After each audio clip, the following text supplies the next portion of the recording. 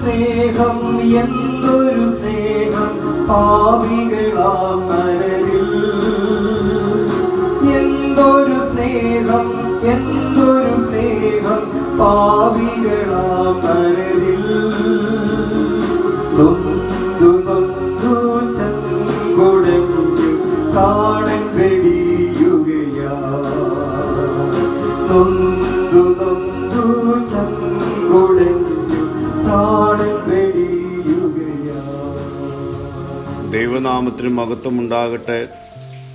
ഇന്നത്തെ പ്രഭാത ധ്യാനത്തിനായി 6-ാം സങ്കീർത്തനം 8-ാം വാക്യം. നീതികേട് പ്രവർത്തിക്കുന്ന ഏവരുമേ എന്നെ വിട്ടു പോകുവിൻ. യഹോവ എൻ്റെ കരച്ചിലിൻ്റെ ശബ്ദം കേട്ടിരിക്കുന്നു. നമ്മുടെ വാക്കുകൾ പരാജയപ്പെടുന്നിടത്ത് കരച്ചിൽ മനസ്സിലാക്കപ്പെടുന്നു എന്നത് വാസ്തവമാണ്. കരച്ചിലിൻ്റെ ഭാഷ സ്വർഗം തിരിച്ചറിയുന്നു.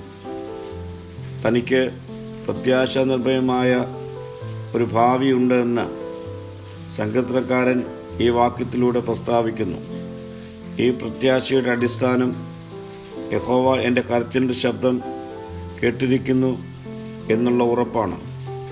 ഈ ഉറപ്പ് ലഭിച്ചതിനാൽ നീതികേട് പ്രവർത്തിക്കുന്ന ദുഷ്ടന്മാർ തന്നെ വിട്ടുപോകുവാൻ ദാവീദ് ആഗ്രഹിക്കുന്നു. പ്രിയ സ്നേഹിതരെ, നമ്മുടെ വാക്കുകൾ മുറിഞ്ഞ് അത് നിലവിളിയും കരച്ചിലുമായി രൂപപ്പെടുമ്പോൾ അത് കേൾക്കുന്ന ഒരു കർത്താവ് നമുക്കുണ്ട്. ആ ഉറപ്പോടെ നീ നിന്റെ നീതികെട്ട പ്രവൃത്തിയിൽ നിന്ന് ഒഴിഞ്ഞു മാറിയാൽ കർത്താവ് നിന്നെ ഐശ്വര്യമായി അനുഗ്രഹിക്കും.